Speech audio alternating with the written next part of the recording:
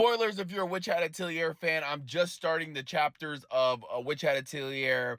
After season 1, the chapter begins with chapter 24. Beginning of this chapter, we got P-Free, Coco, and Tetia. They're falling down from the cage. We got those golden statue people attacking them. P-Free is just looking at his surroundings, see what is around him. Also, the artwork in this whole manga is amazing. Just look at this sequence of him casting a spell from his little notebook. And he just drops a hard line about, since the day of the pact, witches has been decreed not to start wars or quarrels. And he asks him, do you know why? Because when you're up against a witch, you could hardly call it a fight. Then proceeds to start whooping ass. Oh my God. He is a master at water techniques. I think that's his go-to. As he's doing this huge spell, Tetia is just so amazed about Kifri's abilities to draw in a big spell with just a small notebook. But she noticed that his hand is hurt and he can barely hold his pin to cast. And she knows that they have to jump in and help him because he's gonna be out of energy soon. She tries to get Coco to come with her and help her, but she's too afraid because this thing with Kifri and the golden statues, like, it kind of reminds her of what happens to her mom. As Tetia and Coco are talking, Coco referred to the golden statues as people. And this is what gave a spark, an idea to Tetia of what to do. This thing that she doesn't have to be frightened anymore because she understands the calling of a witch. Puts on her cap and heads towards those golden statues. Kifri is still whooping ass, using his cape even to attack them. Like, it's magical, bro. I know his cape has spells on it. Kifri even asked them if they could be able to forgive their own, abandon their own grudge against witches. As he's doing another spell, attack spell against them. But there's just too much of them, and he knows that if they don't wrap this up soon, it's going to be over. Before that, a statue sneaks up behind him and tells him, like, you think we would forgive you guys? Abandoned our grievances? Basically been stuck in this state for years and years, decades and decades. All they had was their anger and suffering to hold on to, and hatred towards witches. Tetia does her iconic spell where it's like that comfort bed. Golden statue is super confused, like, and Tetia basically apologized to Kifri for jumping in, but she couldn't let anything happen to him while she still can cast. Kifri's pissed off because he's like, you guys had your cloak that looked like those furry ball things, and he's like, you guys could have just ran away. Tetia tells him why she took it off, because her plan that Coco put in her head, consider them people, she wanted to go talk to them, show her what type of witch she is.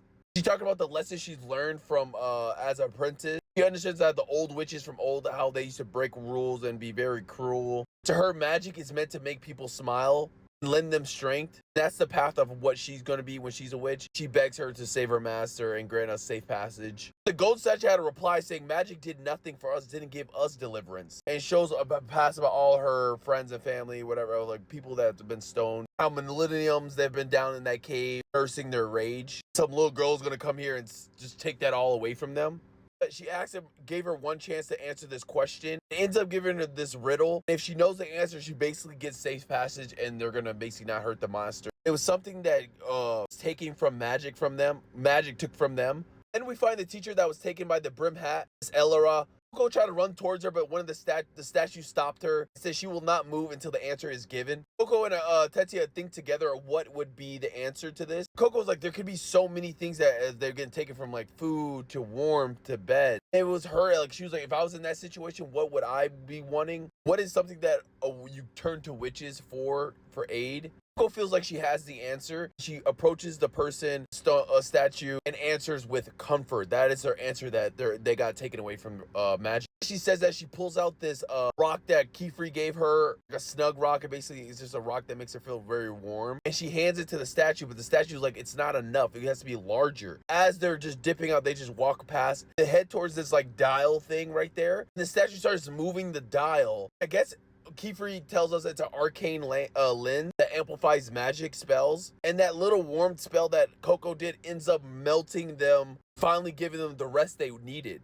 Tetia and Coco, especially Coco, she was very troubled by them basically melting. She tries to stop them, but Kifri tells her to stop because that's literally what they want. Like, that's what they like. They've been here for too long, girl.